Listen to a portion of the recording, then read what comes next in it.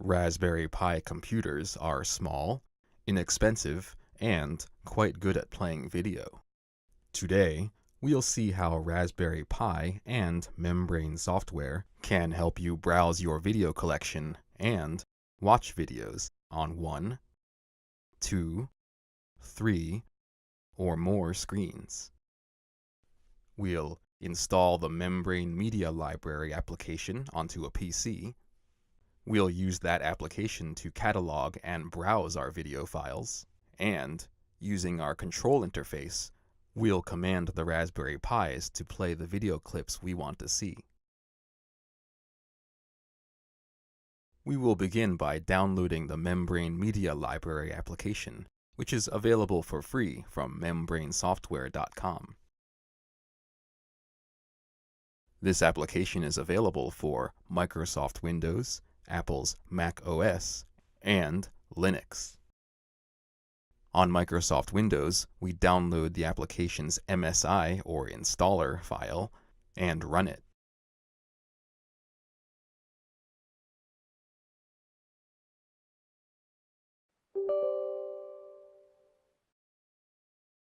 On Mac OS, we download the application's DMG or disk image file. Then, open the disk image and copy Membrane Media Library to our Applications folder.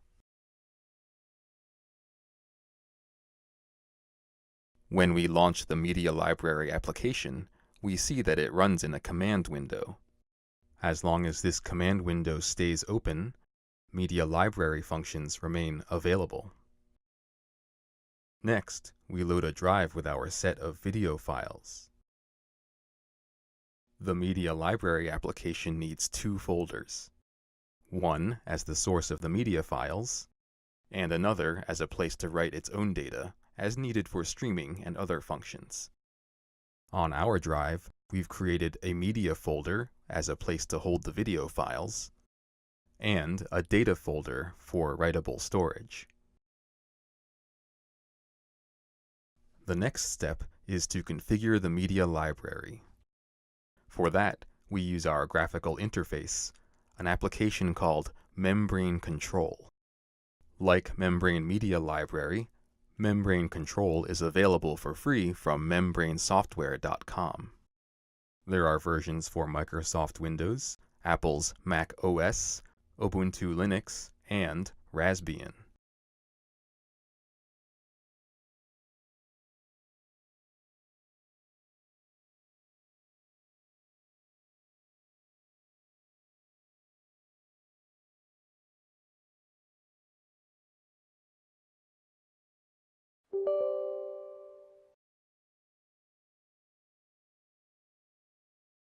Once the control interface is installed, we launch the application.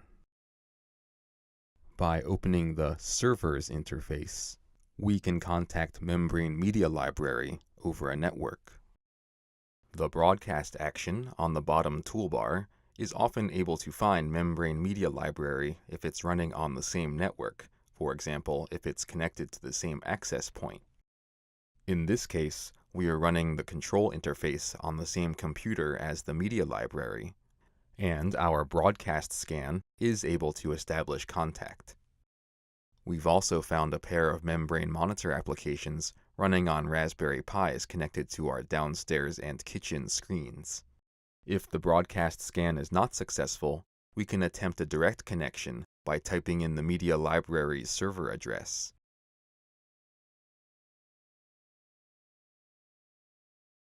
Having established our connection to the media library, we proceed to configure it with our path values and enable.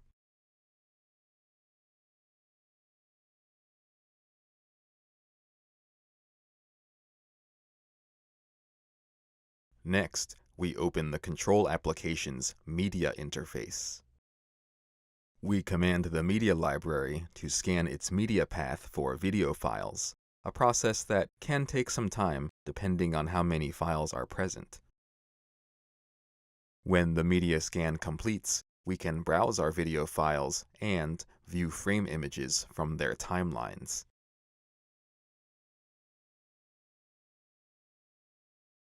Before video files can be played, they must first be configured as streams, a process in which the media library reads all audio and video data from a file and stores it in another form suitable for network playback. As with media scans, the stream configuration process can take some time to complete. Once a media file's stream becomes ready, we gain the ability to browse a fuller set of frame images from its timeline, as well as play the stream in a browser.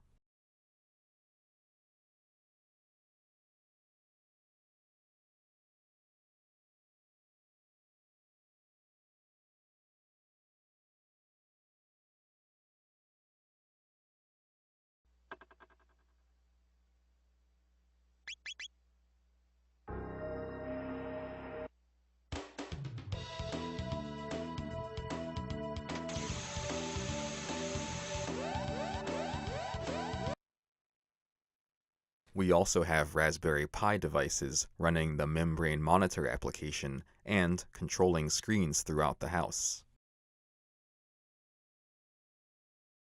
We can command those monitors to play our network streams as well.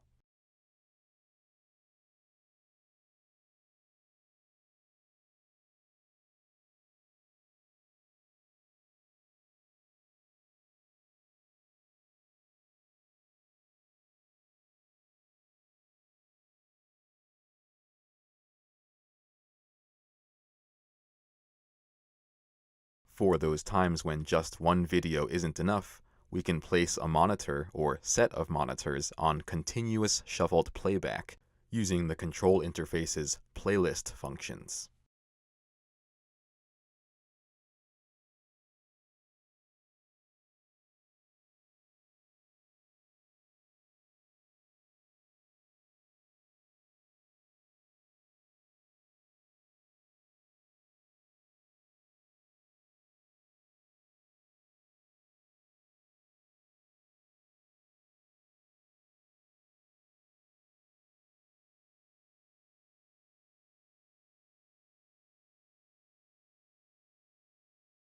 I hope you've enjoyed this look at how free applications from Membrane software can help you watch your movies.